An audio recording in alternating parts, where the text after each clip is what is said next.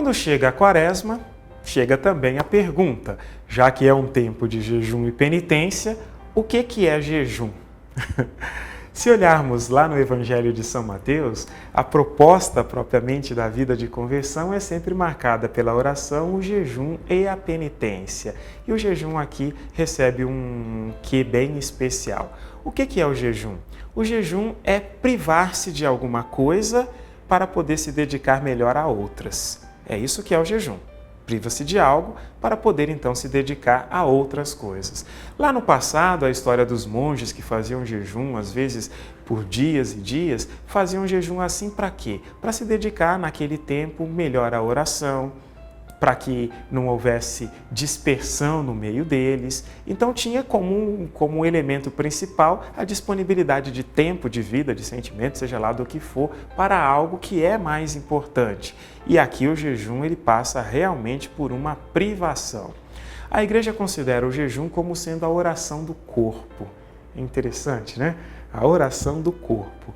Só que quando Jesus fala de jejum no Evangelho de São Mateus, faz questão de lembrar que o principal jejum que deseja é o jejum das boas obras, que não é deixar de fazê-las, mas é realmente praticá-las. Mas, claro, né, hoje em dia, embora até muitas ordens, congregações tenham até abandonado a prática do jejum, ele continua sendo extremamente válido e necessário, especialmente no que diz respeito a certas tendências que nós temos. O jejum serve para nos educar. Enquanto a penitência serve para nos fazer crescer, o jejum serve para educar a nossa humanidade. E é por isso que muitas pessoas fazem jejum. Jejum e penitência já viram que são coisas diferentes, né? Mas muitas pessoas fazem jejum, por exemplo, de certos alimentos durante toda a Quaresma. Isso é uma coisa muito boa de se fazer. Se faz jejum durante o dia e se escolhe uma imensidão de formas de jejum. Bem, qual é o melhor de todos? Eu diria, o melhor é aquele que é capaz de produzir fruto na sua vida. Porque quase sempre se imagina que o jejum está ligado à resistência que a pessoa possui. E não é assim. O jejum deve ser encarado como uma proposta de fidelidade. É a principal coisa que o jejum deve produzir em nós é a disposição à fidelidade. A proposta que é colocada, ela realmente é cumprida, ela realmente é mantida. E é por isso que não se pode escolher coisas que estão acima das nossas forças. O Padre Jonas escreveu no passado um livro sobre práticas de jejum e ali ele apresenta inclusive algumas das formas de jejum, o jejum que é completo, né, que claro, não é para todo mundo, mas o jejum também típico dos monges, que era aquele que era feito com pão e água, né, que até alguns nutricionistas vão ter algumas restrições, dizendo que algumas coisas precisam ser acrescentadas ali, né, especialmente no nosso tempo que se fala bastante em nutrição, às vezes se tem um choque grande com o jejum, mas nós já temos o retorno também até do que da prática chamada jejum intermitente como técnica também de nutricionistas para alguém que vai emagrecer. Mas claro que o jejum não tem em vista emagrecer, mesmo que venha produzir esse efeito também. O que está em jogo aqui, como lembra o Padre Jonas no seu livro, é que a gente vai educando o nosso corpo a conseguir corresponder às nossas propostas concretas. O jejum conduz à fidelidade. É por isso que na vida de Jesus, antes ali do início do seu ministério público, né, da sua vida pública, ele permanece 40 dias em jejum.